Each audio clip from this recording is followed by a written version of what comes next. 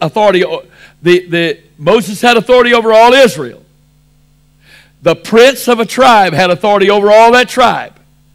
Under him, the chief of a family had authority over all those families. And then you had the father of a household who was over all the households, all that household.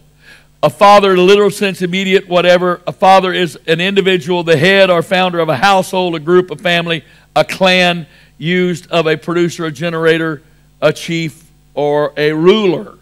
The structure of the leadership of Israel: Moses the overseer or the bishop, Joshua the pastor, 70 elders, and the rest of the elders, and the captains or the deacons of thousands, hundreds, fifties, and tens. Now, you don't really know what that's talking about, but I'm going to explain all that. That's the structure of leadership of Israel. That was the structure of leadership of Israel. Moses the overseer or the bishop, Joshua the pastor. There were 70 elders that worked under Moses and Joshua. The rest of the elders, and then there were the captains. Anybody was an elder, was a father of the household was an elder. The chief of a family was an elder. The prince of a tribe was an elder. All of those men were considered elders. Okay? And then under them, there were the captains. And I'm going to give you verses on this in just a minute. And of the captains, there were captains of thousands, captains of hundreds, captains of fifties, and captains of tens. The question of the hour is, how did the Lord teach Moses to oversee, to lead and to minister to such a large group? The answer is found in Exodus 18 and in Numbers 11. These two texts establish forever the Lord's principles for a church structure. In Exodus 18, we find a curiously familiar scene to most Pentecostals and Pentecostal preachers. The question of the hour is, how did the Lord teach Moses to oversee and to lead and minister such a large group? Now, I don't know why that's repeated. Sorry.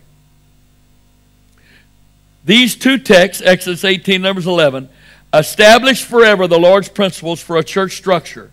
The necessity, which is the necessity of having both a mother and a father dimension of leadership in every church. We'll go into that right now. Exodus 18. Here is the mother dimension of leadership.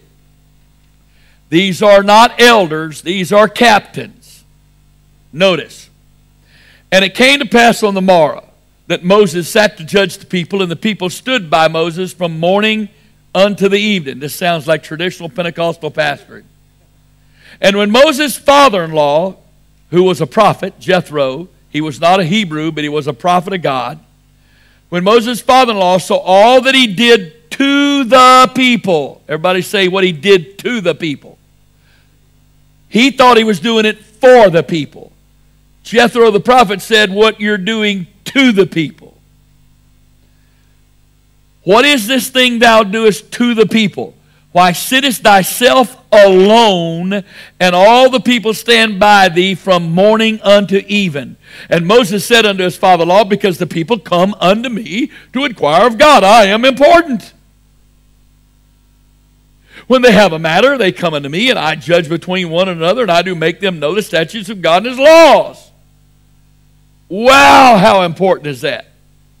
And Moses' father-in-law said unto him, the thing that thou doest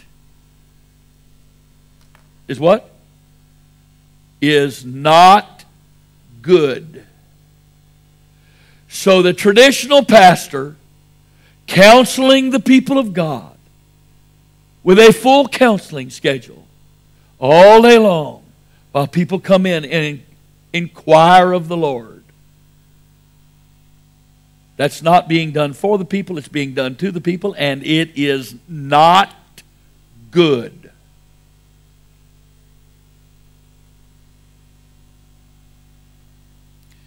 Why? Verse 18.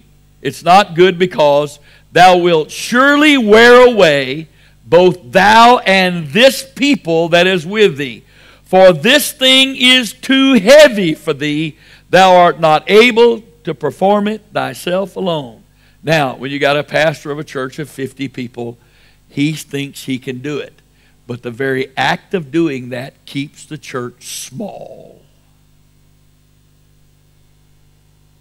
The very thing he thinks he's doing for the people, he's doing to the people, and he's hindering the growth of the church. If you were raising sheep, because of the necessary relationship between a shepherd and sheep, when the flock got to a certain size, you would not allow it to continue with one shepherd. You would divide it into 2 flocks and add a shepherd, because a shepherd is supposed to know his sheep personally and intimately. Every day the shepherd is supposed to examine the sheep for parasites, for wounds, for diseases. And a shepherd can only do that with so many people. In the United Pentecostal Church, you have one shepherd with a bunch of helpers, and nobody really knows anybody.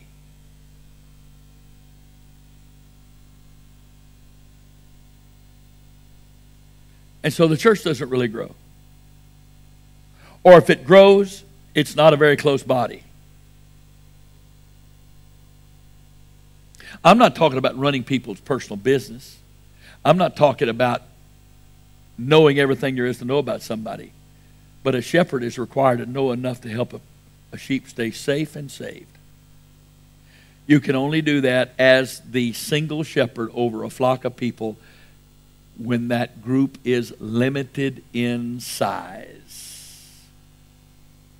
So, Jethro said in verse 19, "Hearken now unto my voice, I will give thee counsel, and God shall be with thee. Be thou for the people to Godward, that thou mayest bring the causes unto God. And thou shalt teach them ordinances and laws, and shalt show them the way wherein they must walk, and the work they must do." That is a corporate ministry to the group. Moreover, now, since you can't do all this by yourself because it'll kill you, you're wearing away. Moreover, thou shalt provide out of all the people. Now later when we get to Numbers 11, you'll see the elders, the 70 elders were provided out of the elders. These leaders are going to be, they're not fivefold ministers. They're leaders of the people from among the people. They're the mother dimension of leadership. Moreover, thou shalt provide out of all the people able men such as fear God, men of truth, hating covetousness, and place such over them to be rulers of thousands, rulers of hundreds, rulers of 50s, rulers of 10s. That means each ruler of 1,000 oversaw 10 rulers of 100.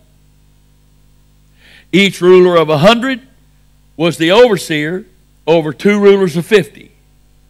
And each ruler of 50 was an overseer of 5 rulers of 10. Each ruler of 10 was over 10 families. How does all that work without having a bunch of problems and church splits? All that accountability. The definition of responsibility is accountability. And the definition of authority is to provide accountability. When you give somebody a job and you don't require accountability for them doing it, then they become autonomous and they want to destroy what's going on.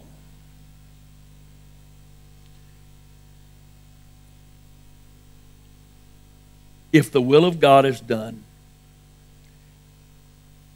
the time will come in the near future you will never minister to an individual saint ever again the rest of your life.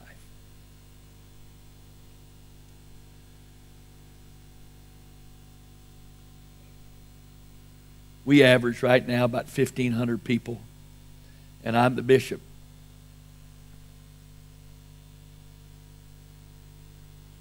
I'm still a pastor, but I only pastor about 30 people. I pastor